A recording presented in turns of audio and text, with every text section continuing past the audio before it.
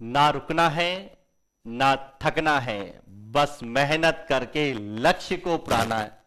इसी उद्देश्य और मोटिवेशन के साथ सभी साथियों को नमस्कार और शुरुआत करते हैं आज के टॉपिक की, जिसमें हम राजस्थान के भौतिक प्रदेशों का अध्ययन कर रहे हैं। और राजस्थान के भौतिक प्रदेशों में हम बात कर रहे हैं हाड़ौती के पठार की।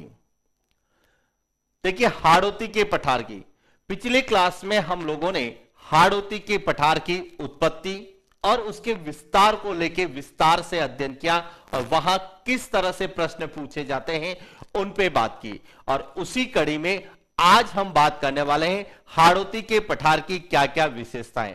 और हाड़ौती के पठार की जो भी विशेषताएं हैं उनके प्रश्न डायरेक्ट हाड़ौती के पठार से भी पूछे जा सकते हैं और साथ ही साथ उनके प्रश्न अन्य टॉपिक जैसे चट्टाने हैं, खनिज है, मिट्टी है, जलवायु है, नदी तंत्र है, अपवाह तंत्र है, जो अन्य हमारे भूगोल के अन्य टॉपिक हैं, उन टॉपिकों को भी हाड़ौती के पठार या हाड़ौती के पठार के जिलों के आधार पर पूछे जा सकते हैं। तो इसीलिए आज हम बात करेंगे हाड़ौती के पठार की क्या क्या विशेषता है। तो शुरुआत करते हैं हाड़ौती के पठार। और जो हमारा दक्षिण पूर्वी पठारी प्रदेश है, इस दक्षिण पूर्वी पठारी प्रदेश या हाड़ौती के पठार की क्या क्या विशेषताएं हैं।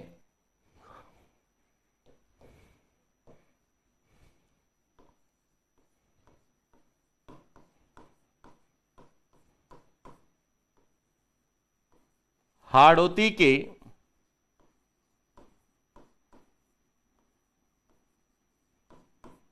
पठार की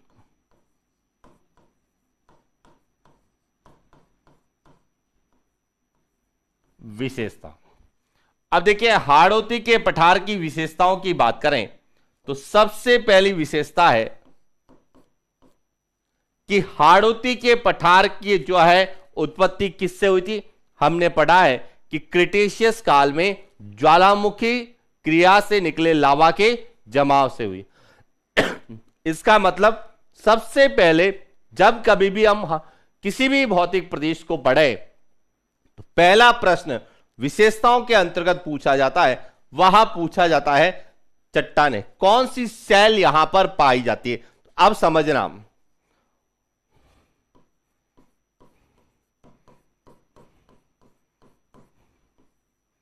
हाड़ौती के पठार में, हाड़ौती के पठार में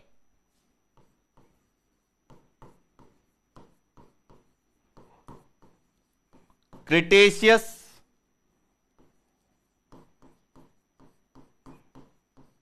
कालीन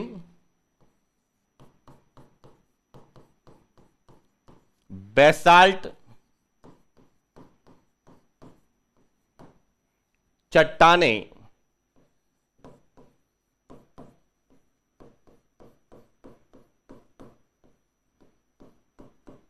पाई जाती है। देखिए, हाड़ौती के पठार में जो क्रिटेशियस कालीन बेसाल्ट चट्टानें पाई जाती है। अब आपके दिमाग में आ रहा होगा कि ये बेसाल्ट चट्टानें क्या होती है और ये हाड़ौती के पठार में ही क्यों पाई जाती है। तो अब इसके लिए थोड़ा सा समझना, एकदम आपको क्लियर हो जाएगा कि बेसाल्ट चट्टानें क्या होती है और यहां पर क्रिटेशियस काल की बेसाल्ट चट्टानें क्यों पाई जाएगी। और यहीं से पता चलेगा कि इन चट्टानों में कौन से खनिज पाए जाते हैं। तो देखिए, यहां जो है पृथ्वी की आंतरिक संरचना है, यहां पृथ्वी की कौन सी संरचना है, आंतरिक संरचना है। और पृथ्वी की आंतरिक भाग को 3 भागों में विभाजित किया गया है। एक कहलाता है सिलिका प्लस एल्यूमिनियम, इसे कहा जाता है सियाल। क्या कहा जाता है, सियाल। इसके बाद सिलिका और मैग्नीशियम, इसे कहा जाता है सीमा। तीसरा है निकल प्लस फेरस, इसे कहा जाता है नीफे। यहां पृथ्वी की आंतरिक संरचना के अंतर्गत 3 परतें, जिसमें सियाल जो है यहां ठोस यानी कि सॉलिड है, और नीफे यहां भी कैसी है, ठोस सॉलिड है। लेकिन जो सीमा है यहां ना तो सॉलिड है ना ही लिक्विड है, यहां जेल फॉर्मेशन में, जेल अवस्था में। क्लियर हो गया? अब देखिए हाड़ौती के पठार का जो निर्माण हुआ है, हमने पढ़ा है कि यहां इसका निर्माण क्रिटेशियस काल में ज्वालामुखी क्रिया के दरारी उद्गार से हुआ है। इसीलिए जब क्रिटेशियस काल में इस जेल से दरारों के माध्यम से लावा धरातल के ऊपर आया, और इस तरह से लावा धरातल के ऊपर क्या होता गया, जमा होता गया। अब समझना, यहां पर जो भी चट्टानें हैं, यहां सब चट्टानें होगी,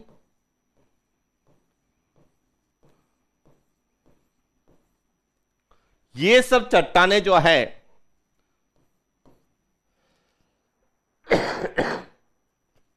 किससे निर्मित है, आग से निर्मित है। इसीलिए इन्हें हम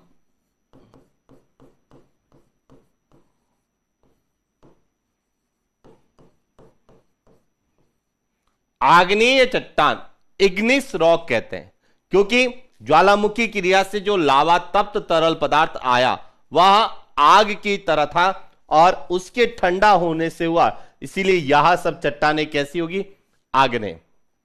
अब यह जो चट्टानें यह धरातल के कौन से भाग में, ऊपरी भाग में, इसीलिए इन्हें क्या कहा जाता है, बाह्य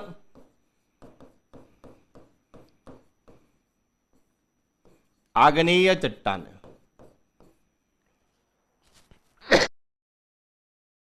देखिए बाह्य आग्नेय चट्टान, और जो बाह्य आग्नेय चट्टानें होती है, इन चट्टानों को ही क्या कहा जाता है,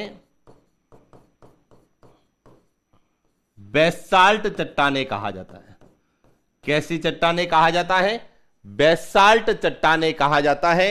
और इसीलिए हम कहते हैं कि हाड़ौती के पठार में क्रिटेशियस काल की बेसाल्ट चट्टानें पाई जाती है। अब क्यों पाई जाती है, अब शायद आपको क्लियर हो गया होगा, क्योंकि हाड़ौती के पठार का निर्माण ज्वालामुखी क्रिया से निकले लावा से हुआ है, और यह लावा जो निकला यह किस काल में निकला, क्रिटेशियस काल में, इसीलिए क्रिटेशियस कालीन चट्टानें। और लावा से निर्मित चट्टानें जो होती है, यह कौन सी चट्टानें होती है, बेसाल्ट चट्टानें होती है। इसीलिए हमें राजस्थान के संदर्भ में पूछा जाता है कि राजस्थान में क्रिटेशियस कालीन चट्टानें कहां पाई जाती है, तो बता सकते हैं क्रिटेशियस कालीन चट्टानें राजस्थान में हाड़ौती के पठार में पाई जाती है। दूसरा, राजस्थान में बेसाल्ट चट्टानें कहां पाई जाती है, तो राजस्थान में बेसाल्ट चट्टानें भी कहां पाई जाएगी, हाड़ौती के पठार में। क्लियर हो गया? अब देखिए यहां पर चट्टानें, तो जहां चट्टानें हैं वहां पर जो है आपको खनिज भी मिलेंगे। तो अब दूसरा पॉइंट इन चट्टानों से ही पता चलता है कि हाड़ौती के पठार में कौन से खनिज पाए जाते हैं। तो एक एक पॉइंट याद रखना।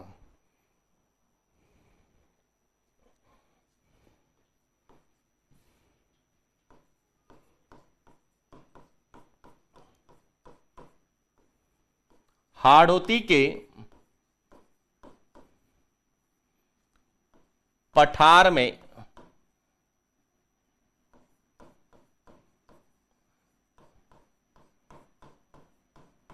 एल्यूमिनियम कोष्टक में बॉक्साइट तथा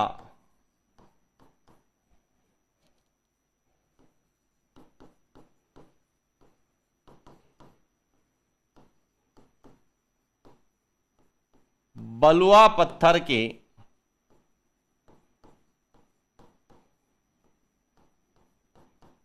भंडार है।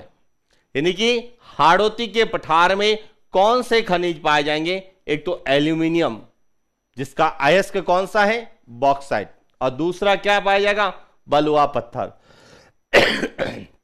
तो इसीलिए यहां से हमारा एक इंपॉर्टेंट प्रश्न बनता है।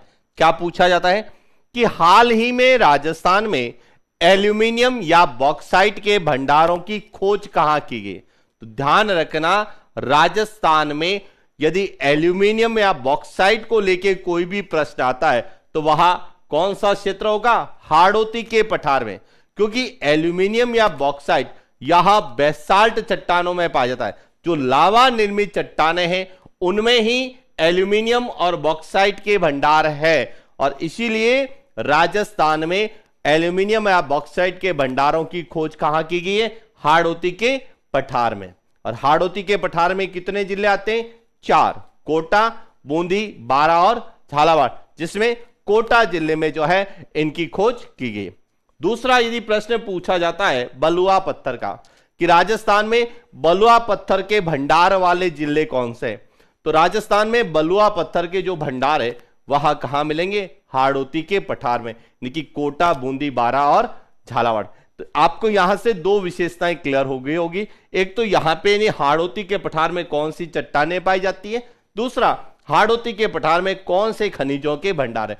यानी एल्यूमिनियम या बलुआ पत्थर का यदि प्रश्न आता है तो उसका उत्तर जो है हाड़ौती का पठार या हाड़ौती के पठार वाले जिले होंगे। क्लियर हो गया। इसके बाद बात करते हैं कौन सी मिट्टी, क्योंकि जब ये चट्टानें टूटेगी तो असंगठित कणों का आवरण बनेगा, और असंगठित कणों के आवरण को हम क्या कहते हैं, मृदा कहते हैं, सॉइल, मिट्टी कहते हैं। तो अब प्रश्न आता है हाड़ौती के पठार में कौन सी मिट्टी पाई जाती है, जो सबसे इंपॉर्टेंट है, याद रखना।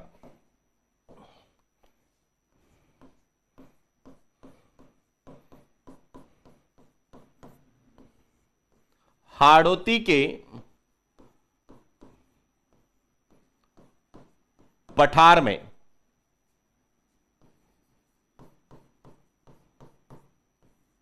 काली मृदा ऑब्लिक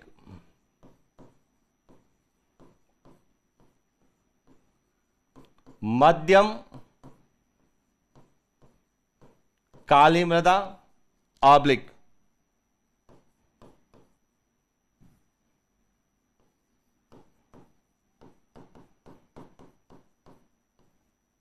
वर्टिसॉल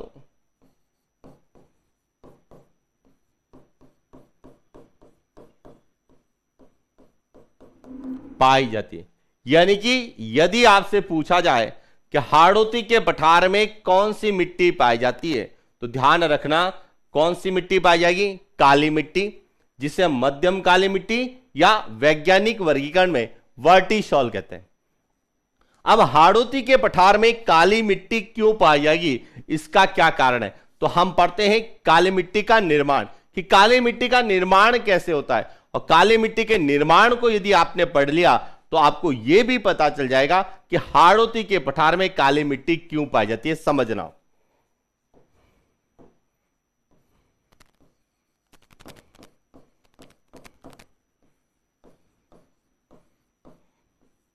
काली मृदा का निर्माण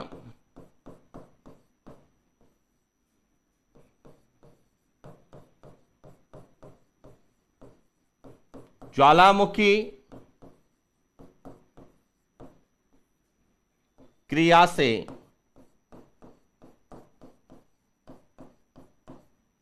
निकले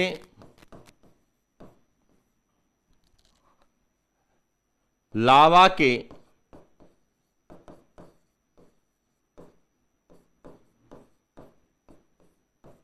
ऑब्लिक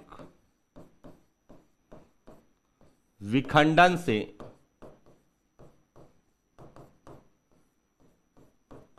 हुआ है। यानी कि काली मिट्टी का जो निर्माण है वह किस कारण हुआ है, कि काली मिट्टी का निर्माण ज्वालामुखी क्रिया से जो लावा निकला और लावा से जो चट्टानें बनी, जिन्हें हम लावा निर्मित चट्टानें कहते हैं, और ये जब चट्टानें टूटी या उनका विखंडन या अपक्षरण हुआ तो उस कारण जो है काली मिट्टी का निर्माण हुआ। अब राजस्थान में ज्वालामुखी क्रिया से निर्मित संरचना कौन सी है, तो राजस्थान में ज्वालामुखी क्रिया से निर्मित संरचना कौन सी है, हाड़ौती का पठार है। और इसीलिए हाड़ौती के पठार में कौन सी मिट्टी पाई जाती है, हाड़ौती के पठार में काली मिट्टी, जिसे हम मध्यम काली मिट्टी या वर्टिसॉल भी कहते हैं। तो क्लियर हो चुका होगा कि मिट्टी का यदि प्रश्न आता है, कौन सी मिट्टी का? काली मिट्टी का। तो निर्माण पूछा जाता है तो वह है ज्वालामुखी क्रिया से निर्मित लावा के विखंडन से हुआ है। और राजस्थान में कहां पाई जाती है? भौतिक प्रदेश पूछा जाता है तो हाड़ौती का पठार, और जिले पूछे जाते हैं तो कोटा, बूंदी, बारां और झालावाड़। क्लियर हो चुका होगा। अब इस काली मिट्टी की जो विशेषता होगी वह सभी विशेषताएं हाड़ौती के पठार की भी होगी। कैसे? कि हाड़ौती के पठार में जो काली मिट्टी पाई जाती है, इसके काले रंग का कारण क्या है यह भी आपको पता होना चाहिए, और इस काले रंग के कारण इसकी क्या विशेषता है, और जो विशेषताएं इसकी होगी वह विशेषता, यानी जो विशेषता काली मिट्टी की होगी वह विशेषताएं हाड़ौती के पठार में पाई जाएगी। तो देखिए,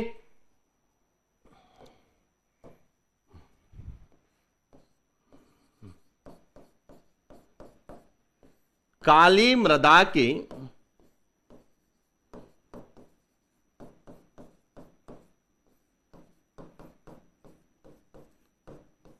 काले रंग का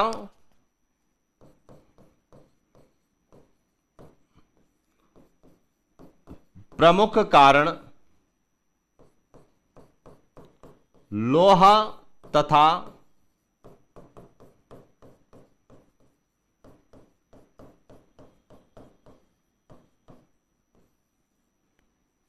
एल्यूमिनियम के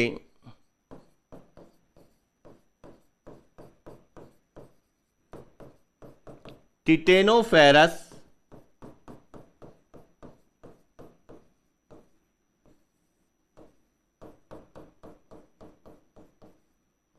मैग्नेटाइट यौगिक है। कि काली मिट्टी के काले रंग का कारण क्या है? तो इसका कारण है लोहा तथा एल्यूमिनियम के टिटेनोफेरस मैग्नेटाइट यौगिक। कि लोहा और एल्यूमिनियम जो कि मैग्नीशियम और ऑक्सीजन की उपस्थिति में क्रिया करके लोहा तथा एल्यूमिनियम का टिटेनोफेरस मैग्नेटाइट यौगिक बनाते हैं, और इस कारण जो है मिट्टी का रंग कैसा हो जाता है? काला हो जाता है। इसीलिए जो है हाड़ौती के पठार में जो मिट्टी पाई जाती है उसका रंग कैसा है? काला है, और काले रंग के कारण ही हम इसे क्या कहते हैं? काली मिट्टी कहते हैं। तो यह भी आपको क्लियर हो गया होगा कि हाड़ौती के पठार में कौन सी मिट्टी पाई जाती है, उस मिट्टी का निर्माण कैसे हुआ है, और उसका रंग काला क्यों है। अब यहां से एक और इंपॉर्टेंट चीज जो हमसे पूछी जाती है वह भी हम पढ़ते हैं कि काली मिट्टी में कौन से तत्वों की प्रधानता होती है। तो काली मृदा में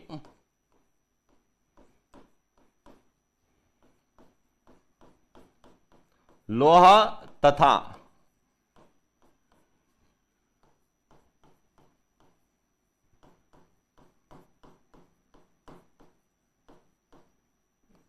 एल्यूमिनियम तत्वों की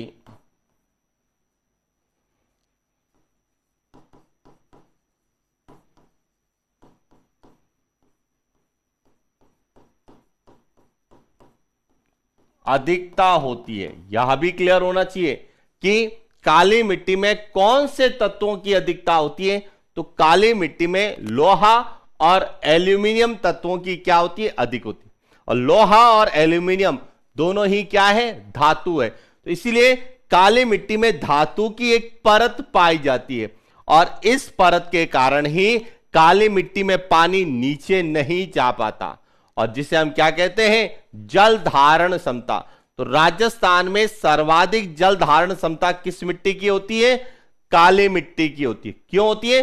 क्योंकि इसमें लोहा और एल्यूमिनियम तत्वों की प्रधानता या अधिकता होती है, जिसके कारण धरातल के ऊपर एक जो है धातुओं की परत आ जाती है, और उस परत के कारण जो है पानी नीचे नहीं जा पाता है। और जब तक पानी नीचे नहीं जाएगा तब तक पानी कहां रहेगा? धरातल के ऊपर रहेगा, और जब धरातल के ऊपर रहेगा तो इसे हम क्या कहते हैं? जल धारण क्षमता। तो यह भी प्रश्न आपसे पूछा जा सकता है।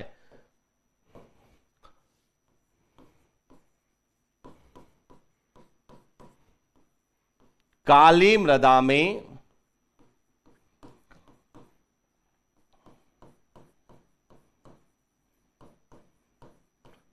जल धारण क्षमता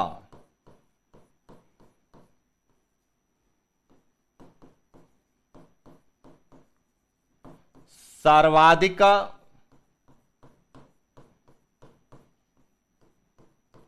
होती है। जल धारण क्षमता क्या होती है? सर्वाधिक होती है। जल धारण करने की क्षमता इसकी सबसे ज्यादा होगी, और जब जल धारण क्षमता ज्यादा होगी तो जल ग्रहण क्षमता क्या होती है? सबसे कम होती है। यह भी नोट कर लेना। काली मृदा में जल ग्रहण क्षमता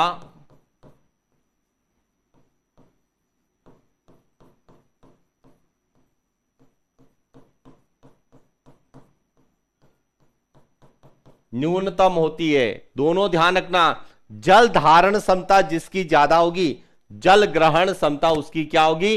कम होगी। तो काली मिट्टी की जल धारण क्षमता सर्वाधिक होती है, इसीलिए काली मिट्टी में जल ग्रहण क्षमता क्या होती है?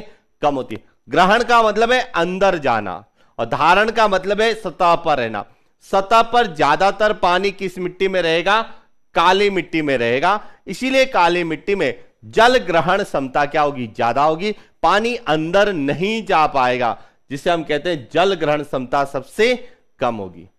अब देखिए यहां जो सबसे इंपॉर्टेंट पॉइंट्स बनता है कि काली मिट्टी में जल धारण क्षमता ज्यादा होती है, और ज्यादा जल धारण क्षमता होने के कारण काली मिट्टी को क्या कहा जाता है? रेगुर मृदा कहा जाता है। कौन सी मिट्टी कहा जाता है?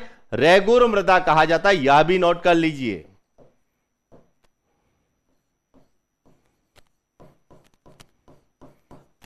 काली मृदा में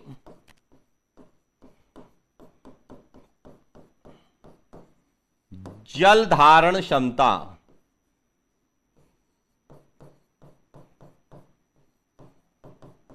सर्वाधिक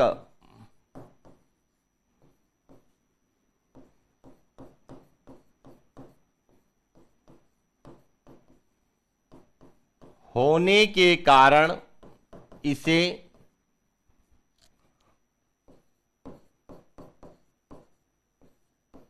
रेगुर मृदा भी कहा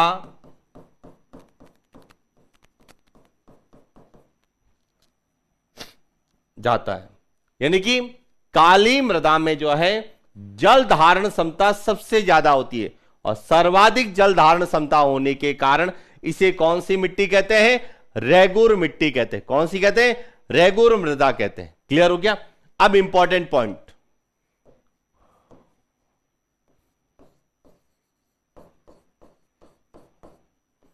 काली मृदा ऑब्लिक रेगुर मृदा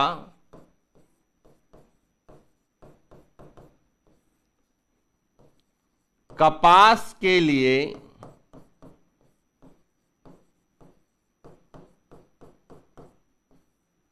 उपयोगी है।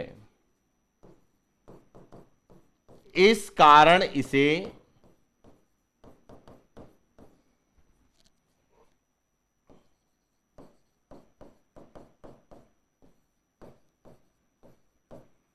कपासी मृदा भी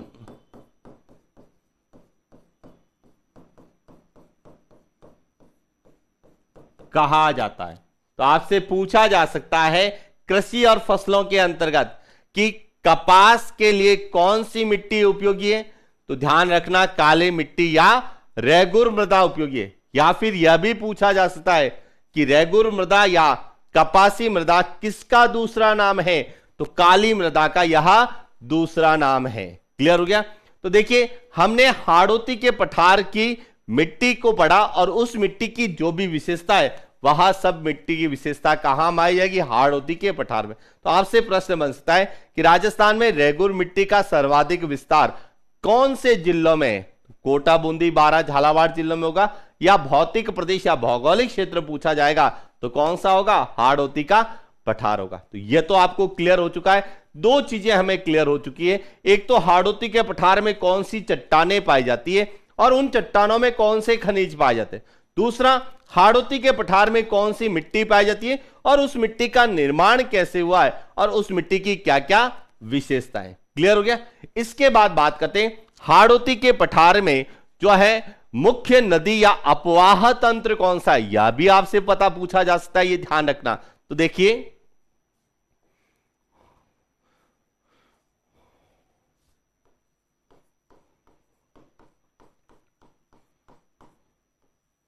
हाड़ौती के पठार की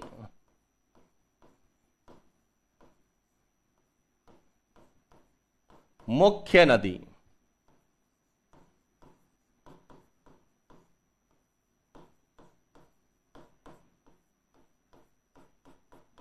चंबल नदी। ये ध्यान रखना, हाड़ौती के पठार की मुख्य नदी कौन सी है, चंबल नदी है।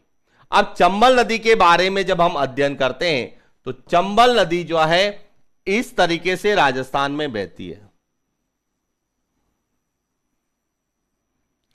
यहां है जनापांव की पहाड़ियां,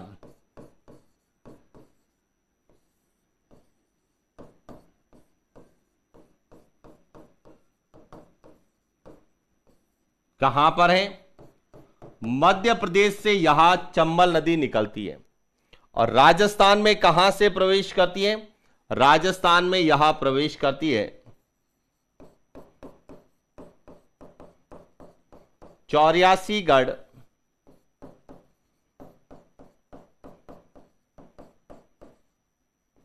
चित्तौड़गढ़ से यह राजस्थान में प्रवेश करती है। इसके बाद यहां चित्तौड़गढ़, बूंदी, कोटा, सवाई माधोपुर, करौली और धौलपुर, इन जिलों में बहने के बाद यहां इटावा के निकट जो है यमुना नदी में मिल जाती है। तो यहां जो है नदी, यहां हाड़ौती के पठार की जो है क्या है, मुख्य नदी मानी जाती है। तो हाड़ौती के पठार की मुख्य नदी कौन सी है, चंबल नदी। अब चंबल नदी जो है यहां दक्षिण से किस दिशा में जा रही है, उत्तर दिशा में। और जब चंबल नदी दक्षिण से उत्तर दिशा में जा रही है तो हाड़ौती के पठार का जो ढाल है यह भी किस दिशा में होगा, दक्षिण से उत्तर में, क्योंकि नदियों के आधार पर ही भौगोलिक क्षेत्रों के ढाल, जो भौतिक प्रदेश है या भौगोलिक क्षेत्र है, उनके ढाल का पता या अनुमान लगाया जाता है। जिस दिशा में उस क्षेत्र की मुख्य नदी बहती है वही उस भौगोलिक क्षेत्र का क्या होगा, ढाल होगा। तो देखिए, हाड़ौती के पठार का ढाल,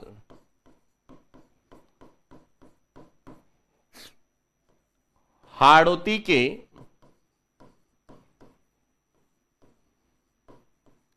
पठार का ढाल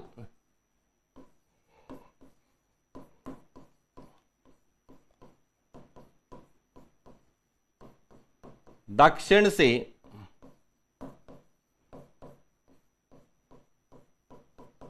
उत्तर दिशा में, क्योंकि चंबल नदी यहां दक्षिण से राजस्थान में प्रवेश करती है और उत्तर और पूर्व की ओर जाती है। इसीलिए यदि हम हाड़ौती के पठार के संदर्भ में बात करें तो यह दक्षिण से कहां जा रही है, उत्तर में जा रही है, और इसीलिए इसका जो ढाल है वह दक्षिण से क्या है, उत्तर है।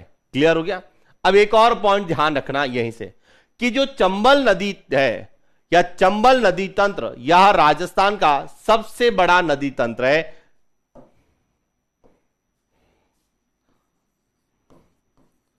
चंबल नदी तंत्र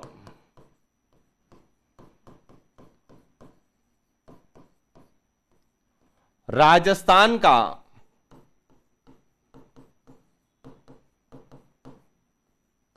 सबसे बड़ा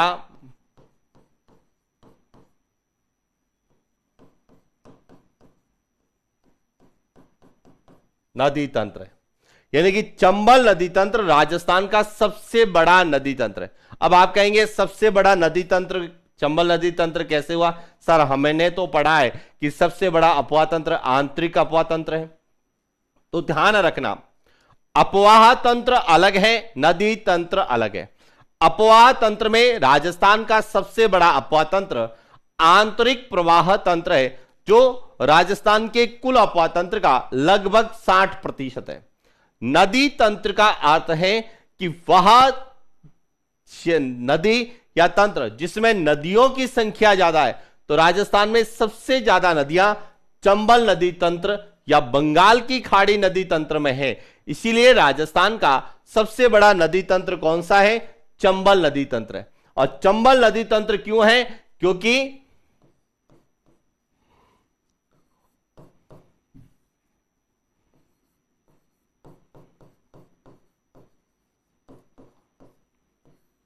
राजस्थान में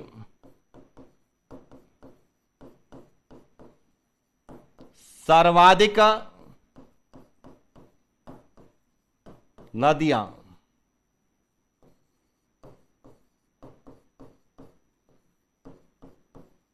चंबल नदी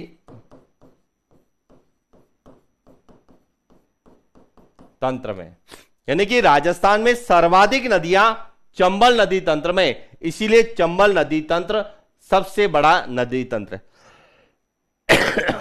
अब देखिए, जब चंबल नदी तंत्र में नदियां ज्यादा होगी तो राजस्थान में सबसे ज्यादा नदियां कहां होती हैं? तो हमने पढ़ा है कि राजस्थान में सबसे ज्यादा नदियां कोटा संभाग में, और कोटा संभाग जो है कहां आता है? हाड़ौती के पठार में। तो इसीलिए हाड़ौती का जो पठार है यहां राजस्थान में सर्वाधिक नदियों वाला जो है भौगोलिक क्षेत्र है। प्रश्न पूछा जा सकता है कि राजस्थान में सर्वाधिक नदियां किस भौगोलिक प्रदेश में है? तो हाड़ौती के पठार में है।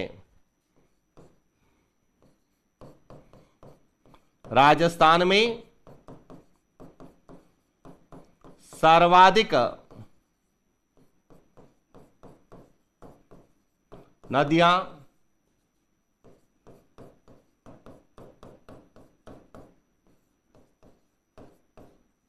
हाड़ौती के पठार ऑब्लिक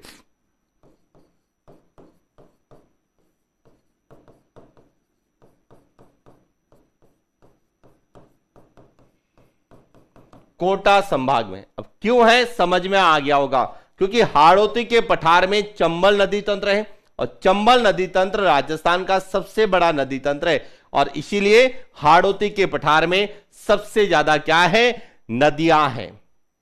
यहां जो हमें चंबल नदी से पता चलता है कि हाड़ौती के पठार की मुख्य नदी कौन सी है? चंबल है। तो उससे हमें यह पता चलता है कि हाड़ौती के पठार का ढाल किस दिशा में? तो दक्षिण से उत्तर है। और चंबल नदी तंत्र राजस्थान का सबसे बड़ा नदी तंत्र है। तो राजस्थान में सबसे ज्यादा नदियां किस संभाग में है? कोटा संभाग में। किस भौतिक प्रदेश में है? तो हाड़ौती के पठार में। यहां तक क्लियर हो गया। अब यहां से एक और इंपॉर्टेंट चीज कि जब यहां पर नदियां ज्यादा है तो यहां पर जल द्वारा मृदा का अपरदन भी क्या होगा?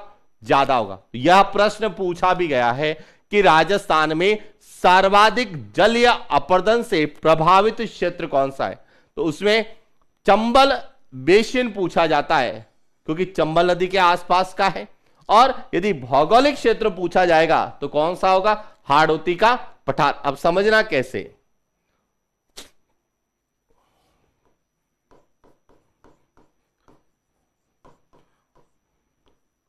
राजस्थान में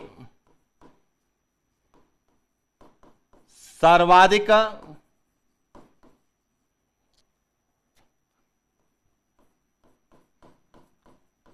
जलीय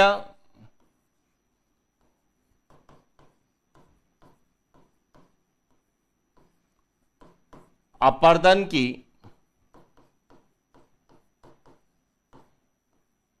समस्या से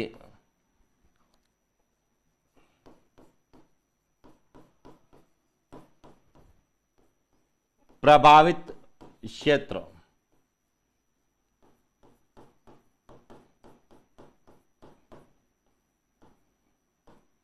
हाड़ौती का पठार ऑब्लिक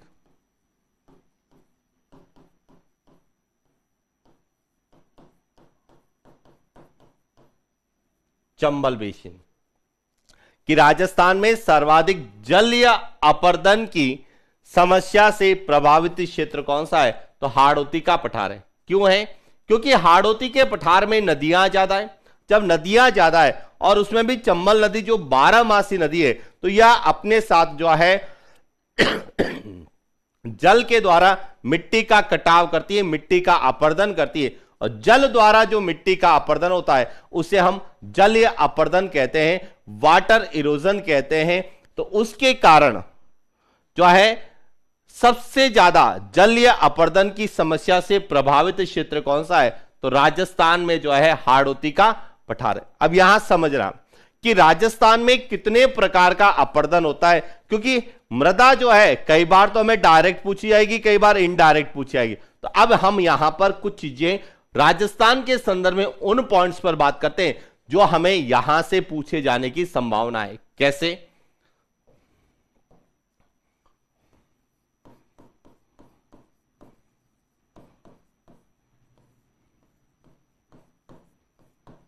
राजस्थान में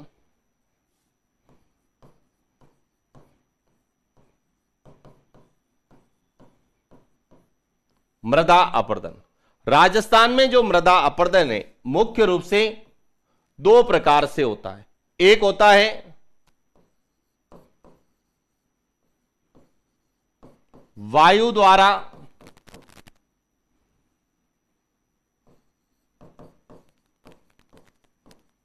अपरदन और दूसरा होता है जल द्वारा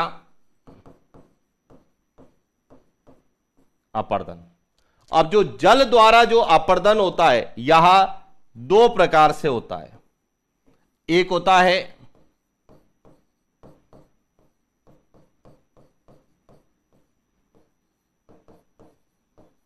नदी जल अपरदन और एक होता है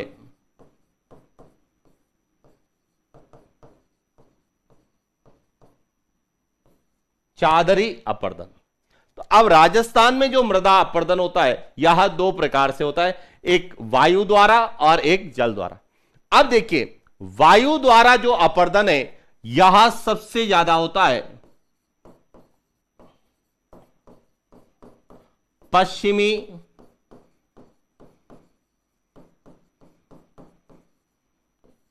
मरुस्थलीय प्रदेश,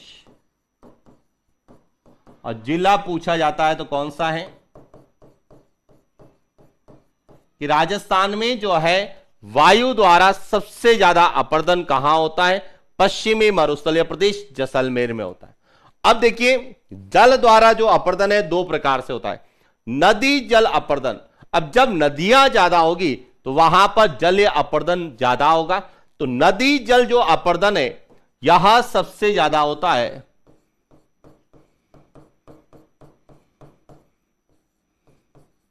हाड़ौती के पठार में, और जिला पूछा जाएगा तो कौन सा होगा? कोटा में। अब आप कहेंगे सर चादरी अपरदन क्या होता है? अब समझना, चादरी अपरदन जो है यह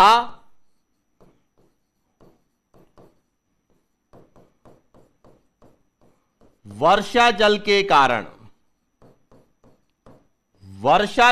कारण जो अपरदन होता है वह चादरी अपरदन होता है। और चादरी अपरदन मुख्य रूप से पर्वतीय क्षेत्रों में होता है। कहां पर होता है?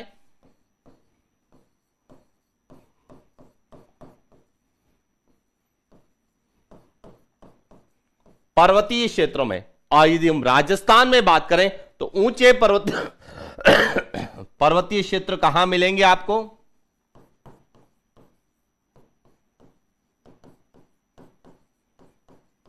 दक्षिणी अरावली में। और दक्षिणी अरावली या राजस्थान में सबसे ज्यादा जो है पर्वत चोटियां ऊंची कहां पर है? सिरोही में। तो सबसे ज्यादा चादरी अपरदन किस जिले में होता है? सिरोही में। क्षेत्र पूछा जाता है तो दक्षिणी अरावली या अरावली पर्वतीय प्रदेश। और यह जो होता है वर्षा जल के कारण होता है, जबकि नदी जल अपरदन नदियों के द्वारा होता है। तो अब आपको क्लियर हो चुका होगा कि राजस्थान में जो मृदा अपरदन मुख्य रूप से कितने प्रकार का होता है? 2 प्रकार से होता है, मृदा द्वारा या वायु द्वारा या जल द्वारा। अब वायु द्वारा कहां होता है? पश्चिमी मरुस्थलीय प्रदेश जैसलमेर में होता है। नदी जल द्वारा कहां होता है? हाड़ौती के पठार में होता है। और चादरी अपर्दन कहां होता है? अरावली पर्वतीय प्रदेश या दक्षिण अरावली में होता है। क्लियर हो गया? अब हमारा प्रश्न क्या बनता है समझना। प्रश्न पूछा जाता है कि राजस्थान में सर्वाधिक मृदा अपर्दन कौन सा होता है?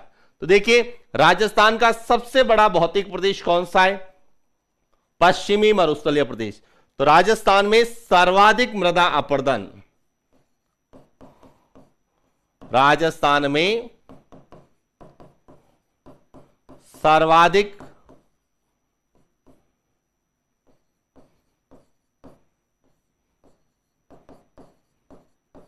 मृदा अपर्दन वायु द्वारा पश्चिमी मरुस्थलीय प्रदेश में, यहां क्लियर हो गया। और यदि आपसे पूछा जाए कि राजस्थान में नदी जल या जलीय अपर्दन सबसे ज्यादा कहां होता है? तो हाड़ौती के पठार में।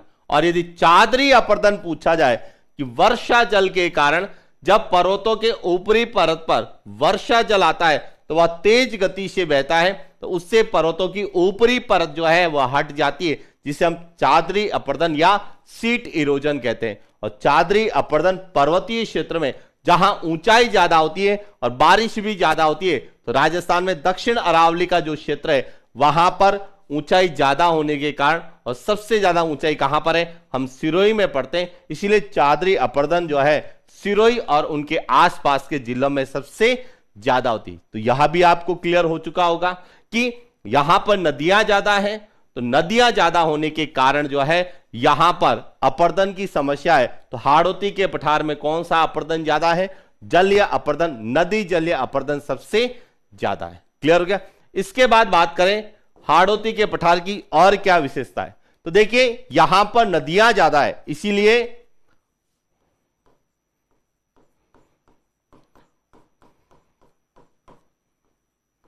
हाड़ौती के पठार में जलीय जैव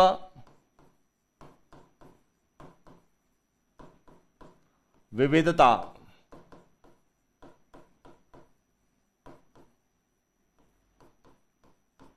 सर्वाधिक। हाड़ौती के पठार में जलीय जैव विविधता सर्वाधिक है। अब जलीय जैव विविधता सर्वाधिक क्यों है? क्योंकि यहां पर क्या है? नदियां ज्यादा है, पानी ज्यादा है और नदियां और पानी ज्यादा होने के कारण यहां जलीय जैव विविधता भी क्या है? सबसे ज्यादा है। तो इसीलिए जैव विविधता में जब प्रश्न आता है, जब हमें जलीय जैव विविधता पूछा जाता है, तो वह हाड़ौती के पठार में। और जलीय जैव विविधता का पता कैसे चलता है? यहां पता चलता है कि हाड़ौती के पठार में जो है दो अभ्यारण्य मुख्य है जो जलीय जैव विविधता के लिए जाने जाते हैं। एक तो है चंबल अभ्यारण्य,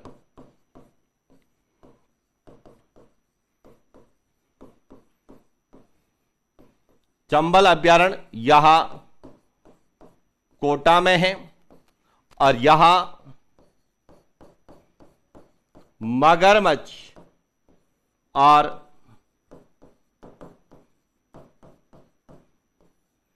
घड़ियाल का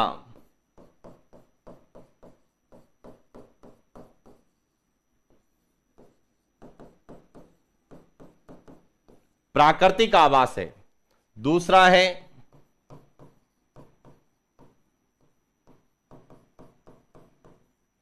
जवाहर सागर अभयारण्य। जवाहर सागर अभयारण्य यह भी कहां पर है? कोटा में। और यह जो है घड़ियाल और मगरमच्छ की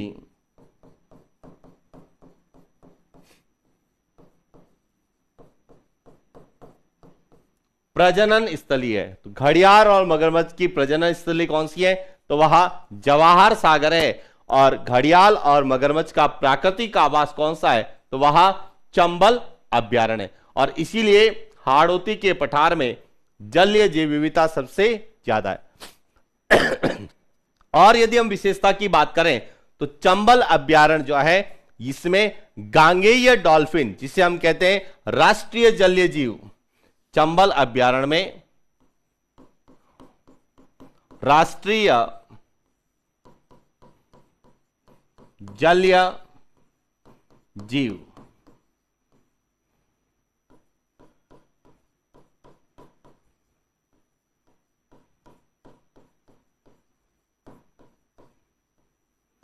गांगेय डॉल्फिन पाई जाती है। तो आपसे पूछा जा सकता है कि राजस्थान में जो है राष्ट्रीय जलीय जीव कहां पाया जाता है, तो चंबल अभ्यारण्य कोटा में पाया जाता है। और राष्ट्रीय जलीय जीव कौन सा है, तो वह गांगेय डॉल्फिन है, जिसको तो 5 अक्टूबर 2009 को राष्ट्रीय जलीय जीव का दर्जा दिया गया। क्लियर हो गया? क्योंकि इसको राष्ट्रीय जलीय जीव का दर्जा कब दिया गया यह भी हमें पता होना चाहिए। गांगेय डॉल्फिन को राष्ट्रीय जलीय जीव का दर्जा कब दिया गया? 5 अक्टूबर 2009 को गांगेय डॉल्फिन को राष्ट्रीय जलीय जीव का दर्जा दिया गया। क्लियर हो गया? तो ये थी हाड़ौती के पठार की विशेषताएं, जिसमें हमने हाड़ौती के पठार में कौन सी चट्टानें पाई जाती है और उन चट्टानों में कौन से खनिज पाए जाते हैं, हाड़ौती के पठार में कौन सी मिट्टी पाई जाती है और उसकी क्या विशेषता है, हाड़ौती के पठार में मुख्य नदी कौन सी है, हाड़ौती के पठार का ढाल क्या है, हाड़ौती के पठार की जो है नदियों के कारण कौन सी समस्या वहां ज्यादा है। और एक और इंपॉर्टेंट चीज जो हाड़ौती के पठार से हमें पूछी जाती है और वह इसी नदी तंत्र से संबंधित है कि राजस्थान में अंतः अधर अस्पष्ट प्रवाह तंत्र कहां पाया जाता है, यह भी आपको पता होना चाहिए।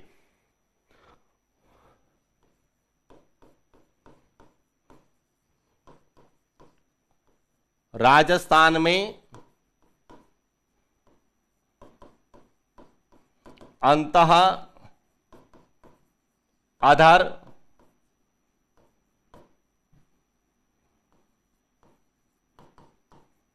अस्पष्ट अपवाह तंत्र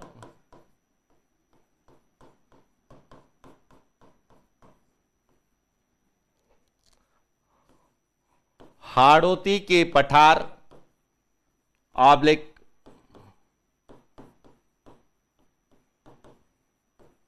दक्षिण पूर्वी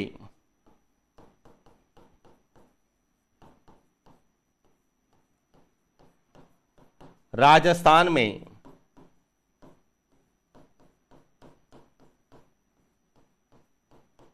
पाया जाता है। अब आप कहेंगे सर अंतः अधर अस्पष्ट अपवाह तंत्र क्या होता है, क्योंकि जब हम राजस्थान का अपवाह तंत्र पढ़ते हैं तो हमें 3 प्रकार का अपवाह तंत्र पढ़ाया जाता है, लेकिन यह अंतः अधर अस्पष्ट अपवाह तंत्र क्या होता है। तो देखिए, ऐसी नदियां जिनका उद्गम स्थल और समाप्ति स्थल दोनों नहीं निश्चित होते हैं, उन्हें हम अस्पष्ट अपवाह तंत्र में शामिल करते हैं कि यह किसका भाग है यह हमें पता नहीं है, क्योंकि यह कहां से निकलती है यह भी नहीं पता है, कहां समाप्त होगी यह भी हमें नहीं पता होगा। और जो ऐसी नदियां जिनका उद्गम स्थल और समाप्ति स्थल दोनों नहीं पता होता है, उन्हें हम अंतः अधर अस्पष्ट अपवाह तंत्र में शामिल करते हैं।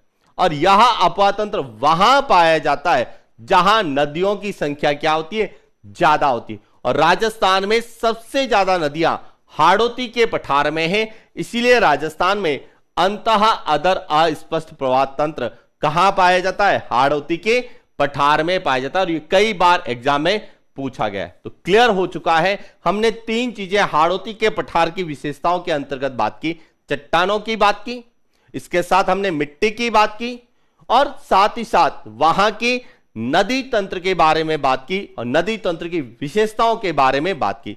और इसी तरह से नेक्स्ट क्लास में हाड़ौती के पठार की कुछ और विशेषताएं जो कृषि को लेके हैं, जनजातियों को लेके, पशु संपदा को लेके, उन पर बात करेंगे।